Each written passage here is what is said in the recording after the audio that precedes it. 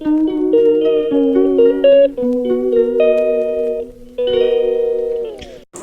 বিভৎস গরম, পারছি না। তার মধ্যে মাম্মাম এত জ্বালাতন করছে, একবার এটা টেনে নিয়ে চলে যাচ্ছে, ওটা টেনে নিয়ে চলে যাচ্ছে। তার মধ্যে অমিত আজকে পাট শাক এনেছে। বুঝতেই পারছো শাকগুলো বাঁচতে আমার একটু অনেক সময়ও লাগবে।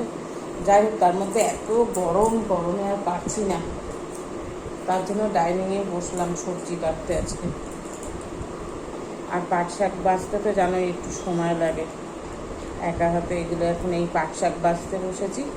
তো আজকে দুপুরের মেনুতে কি রান্না করব তোমাদের বলছি। ডাল ভাজা, ভাত তো হয়ে গেছে, এই পাট শাক ভাজা হবে আর চিকেন করব। তো যাই হোক, রান্নাটা আর আমের চাটনি। তো শাকটা আগে করে বেছে ধুয়ে নিয়ে তারপরে আবার চিকেনের আলু পেঁয়াজ কাটবো, আম কাটবো, সব কিছু নিয়ে বসিনি। আগে শাকটা নিয়ে বসেছি, সব কিছু নিয়ে বসবো কি এইটুকু নিয়ে বসেছি। তার মধ্যে মাম্মাম এসে এত জ্বালাতন করছে, একবার এটা টেনে নিয়ে যাচ্ছে, একবার ওটা টেনে নিয়ে যাচ্ছে।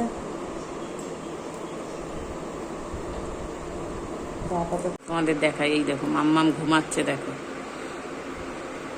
ওই ঘরের থেকে ঘুমিয়ে ঘুমিয়ে উঠে এসে এই যে আবার এই ঘরে ঘুমাচ্ছে, বুঝছো।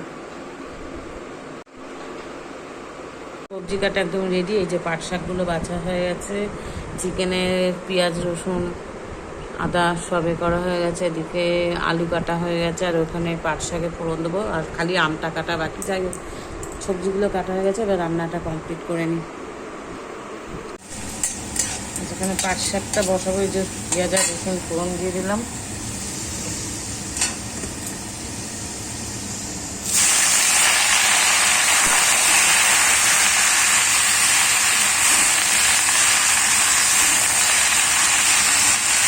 এই পাশে চিকেনের আলুটা ভাজবো, আর এই যে পাট শাকটা বসিয়ে দিয়েছি। চিকেনের আলুটা ভাজতে দিয়ে মশলাটা রেডি করবো।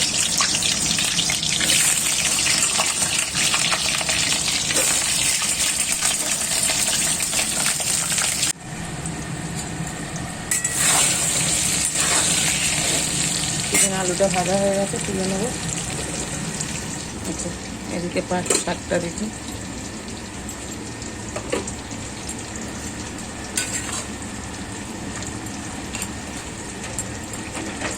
শাকটা এখনো হয়নি।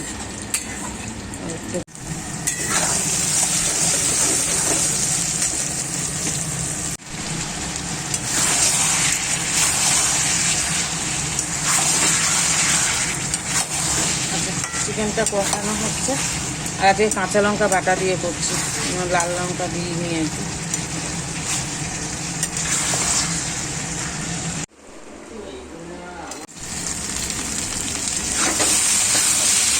ডালের সঙ্গে ভেন্ডি ভাজা হচ্ছে। দেখো মাম্মাম একা একা বল খেলছে, বল খেলায় ব্যস্ত।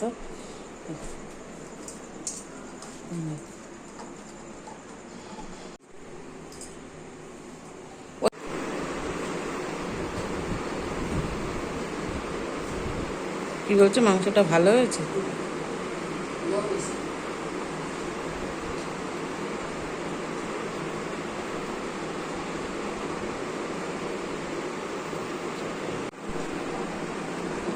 আমার সোনা বসে রয়েছে।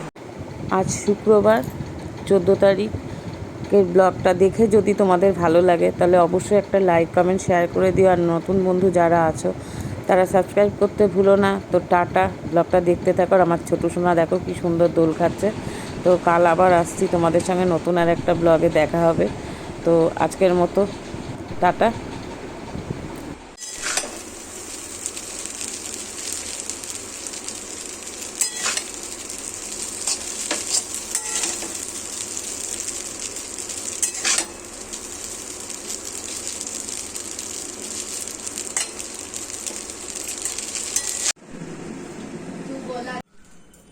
শুভ সন্ধ্যা বন্ধুরা, মেয়ে আর আমি একটু বেরোচ্ছি, চলো।